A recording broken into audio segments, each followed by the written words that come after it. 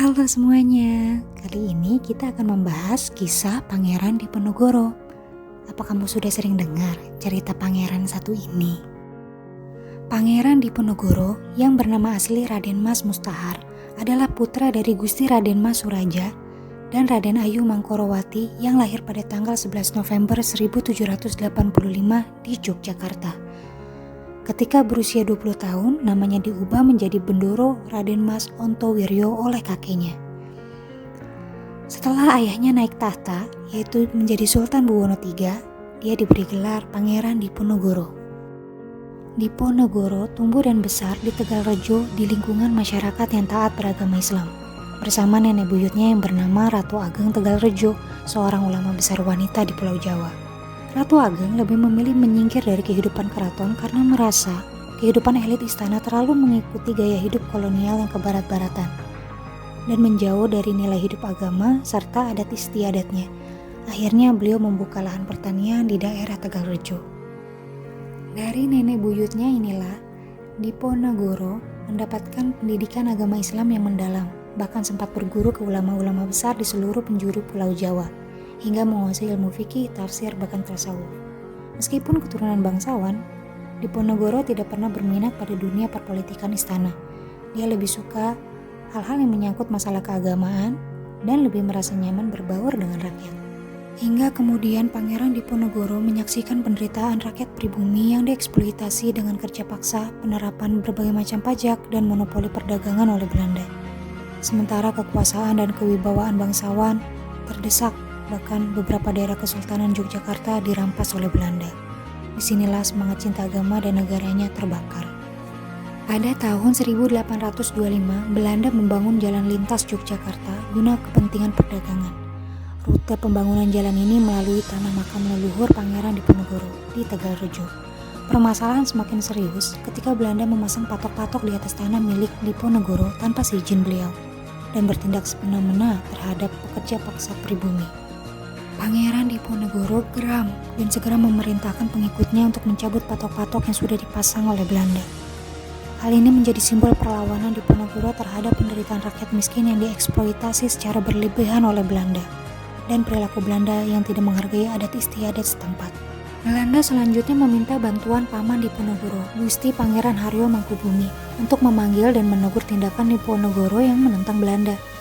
Namun Mangkubumi justru bergabung dengan Diponegoro di Tegalrejo.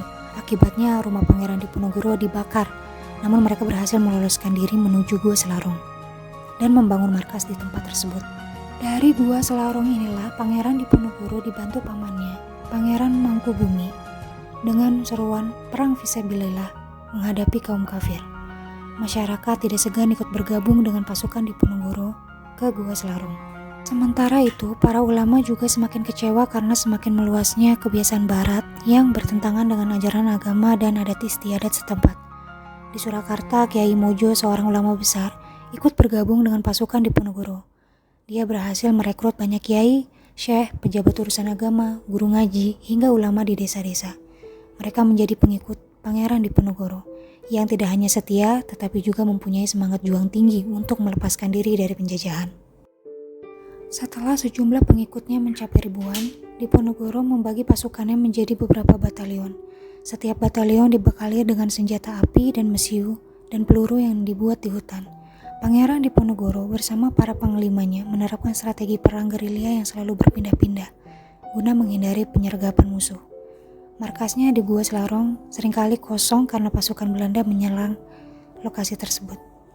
Dia baru kembali setelah pasukan Belanda meninggalkan Selarong. Pusat pertahanan pasukan kemudian dipindahkan dari Selarong ke Daksa. Di sini Diponegoro dinobatkan sebagai Sultan Abdul Hamid Heru Cokro, Amirul Mukminin Sayyidin Panatagama Khalifatullah Tanah Jawa dengan pusat pemerintahan di Plerat.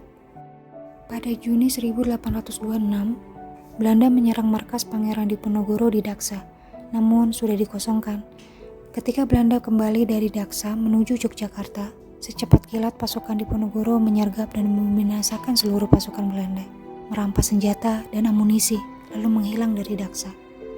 Berkat dukungan rakyat, strategi gerilya Pangeran Diponegoro mendapat keuntungan besar, seperti pasokan logistik dan mudah memindahkan markasnya dari suatu tempat ke suatu tempat lainnya.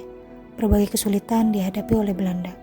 Belanda menggunakan masa gencatan senjata dengan menekan keraton agar menyerahkan Pangeran Diponegoro sekaligus menyelenggarakan sayembara dengan memberikan hadiah kepada siapa saja yang dapat menyerahkan Pangeran Diponegoro. Tetapi tidak ada yang tertarik menyerahkan pemimpin mereka apapun imbalannya. Pada tahun 1829, Belanda menerapkan taktik anti perang gerilya dengan menempatkan brigade di daerah yang dikuasai Belanda untuk membatasi ruang gerak pasukan Pangeran Diponegoro. Hasilnya batalion-batalion Pangeran Diponegoro satu persatu menyerah setelah terpisah dari Pangeran Diponegoro. Melihat kondisi pasukan tersudut, Pangeran Diponegoro menerima ajakan perundingan yang ditawarkan Jenderal de Kock. Tanggal 28 Maret 1830 terjadi pertempuran di Magelang antara Jenderal de Kock dengan Pangeran Diponegoro. Tanpa disadari Pangeran Diponegoro, Jenderal de Kock sudah mempersiapkan tentaranya untuk menangkap dirinya. Akhirnya Pangeran Diponegoro ditangkap dan diasingkan ke Makassar sampai akhir hayatnya pada tanggal 8 Januari 1855.